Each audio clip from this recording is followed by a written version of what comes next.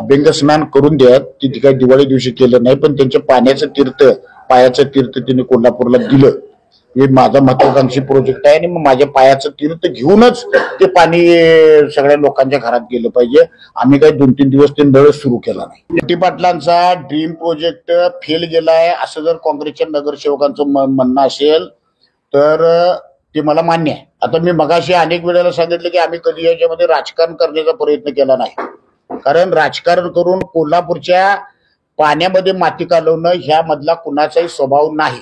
कोल्हापूरच्या पाण्यामध्ये माती कालवणं ह्या मधला कुणाचाही स्वभाव नाही आणि त्याच्यामुळं आम्ही त्याच्यामध्ये काही वेगळं करण्याचा प्रयत्न केला नाही. ज्या ज्या ठिकाणी लागेल त्या त्या ठिकाणी चंद्रकांत दादा असतील, अमल महाडिक असतील, यांनी त्या योजनेला मदत करण्याचा प्रयत्न 14 ते 19 मध्ये केलेला आहे. आता 19 नंतर अमल महाडिक आमदार नाही आणि त्यानंतर बंटी पाटील साहेबच आले. 5 वर्ष, शेवटची 5 वर्ष बंटी पाटील साहेबच आहेत ना. 14 ते 19 योजनेच्या प्राथमिक स्तराला अमल महाडिक आले. अगदी योजना सुरू व्हायची होती. ज्या वेळेला त्याचा अंतिम टप्पा आला त्यावेळेला 19 ते 24 बंटी पाटील साहेबच होते ना इथं, आणि ते पालकमंत्री होते त्या काळामध्ये. अभ्यंग स्नान करून द्या. ती काही दिवाळी दिवशी केलं नाही, पण त्यांच्या पाण्याचं तीर्थ, पायाचं तीर्थ त्यांनी कोल्हापूरला दिलं.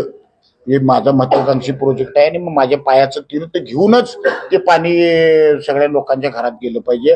आम्ही काही 2-3 दिवस ते नळ सुरू केला नाही. अभ्यंग स्नान करून द्या. ती काही दिवाळी दिवशी केलं नाही, पण त्यांच्या पाण्याचं तीर्थ, पायाचं तीर्थ त्यांनी कोल्हापूरला दिलं. हे माझा महत्वाकांक्षी प्रोजेक्ट आहे आणि मग माझ्या पायाचं तीर्थ घेऊनच ते पाणी सगळ्या लोकांच्या घरात गेलं पाहिजे.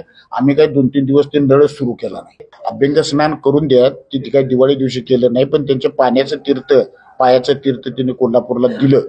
हे माझा महत्वाकांक्षी प्रोजेक्ट आहे आणि मग माझ्या पायाचं तीर्थ घेऊनच ते पाणी सगळ्या लोकांच्या घरात गेलं पाहिजे. आम्ही काही 2-3 दिवस ते नळ सुरू केला नाही. त्यांनी जनतेची माफी मागावी. मी काय म्हणालो, भारतीय जनता पक्षाचं सरकार 14 ते 19 होतं. चंद्रकांत दादा पालकमंत्री होते, अमल महाडिक आमदार होते. 14 ते 19ला प्राथमिक स्तरावर अनेक एनओसीया, की ज्या एनओसीया आमदारांना किंवा पालकमंत्र्यांना काढणं अपेक्षित नव्हतं, ते सल्लागार कंपनीचं काम आहे. मी मगाशी म्हणालो ना, मी कॉन्ट्रॅक्टर आहे. मी एखाद्या लायझनिंगवाला नेमतो ना, की त्याचं काम असतं सगळं, मला त्यानं सगळं आणून द्यायचं आहे. त्याला आम्ही कशाला पैसे देतो? त्याला 2% दिल्यात, ते फक्त तेवढ्यासाठी दिल्यात. त्यानं सगळ्याला ते करायचं आहे. त्यानं ते सांगायला पाहिजे की वन खात्याची एनओसी पाहिजे आहे आणि सगळ्या एनओसी झाल्याशिवाय कामच सुरू करायचं नाही. तू गडबडीनं का काम सुरू करायला लावलंस? का काम केलास?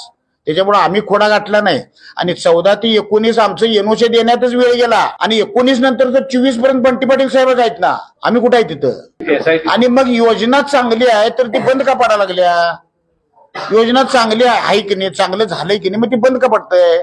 का तर आम्ही जाऊन काय तिथं तो एक कसला काय व्हीएफडी ड्राईव्ह तो मोटरीच्या आत असतोय, तो काढायला अजून हात निघणार त्या तंत्रज्ञानास नाही. तर आम्ही काय जाऊन तो खराब केला काय? व्हीएफडी ड्राईव्ह तो मोटरीच्या आत असतोय, तो काढायला अजून हात निघणार त्या तंत्रज्ञानास नाही. तर आम्ही काय जाऊन तो खराब केला काय? जर तुम्ही विनाकारण आमचं काही संबंध नसताना आम्ही त्या योजनेकडे चांगुलपणाच्या भावनेनं बघत असताना, योजना व्हावी, कोल्हापूरच्या पाण्यामध्ये राजकारण नको आहे ही भावना असताना तुम्ही जर काहीतरी भानगडी करत बसाल तर आता यामध्ये भ्रष्टाचार झालेला आहे नक्की आहे.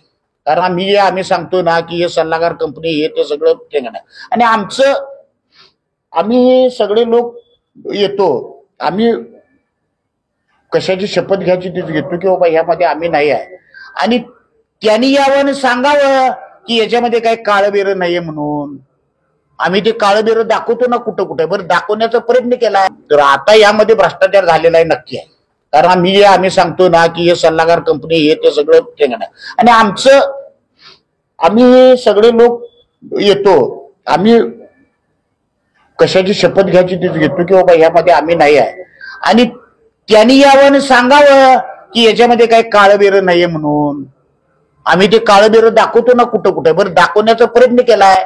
स्पायरल आणि लॉन्जिट्यूड मध्ये 70 कोटी रुपयाचा कॉस्ट फरक आहे. कुणी बेर केला हा? स्पायरल आणि लॉन्जिट्यूड मध्ये 70 कोटी रुपयाचा कॉस्ट फरक आहे. कुणी बेर केला हा? जयंत पाटलाच्या म्हणण्यानुसार ते बदललं. अरे मग 70 कोटी रुपये कुणी बेर केले? म्हणजे कुणाच्या तरी खिशात जाणारे पैसे मी रोखले. बघा टेंडर कॉस्ट मध्ये तर वाढ झाली नाही, कुणी बेर केली?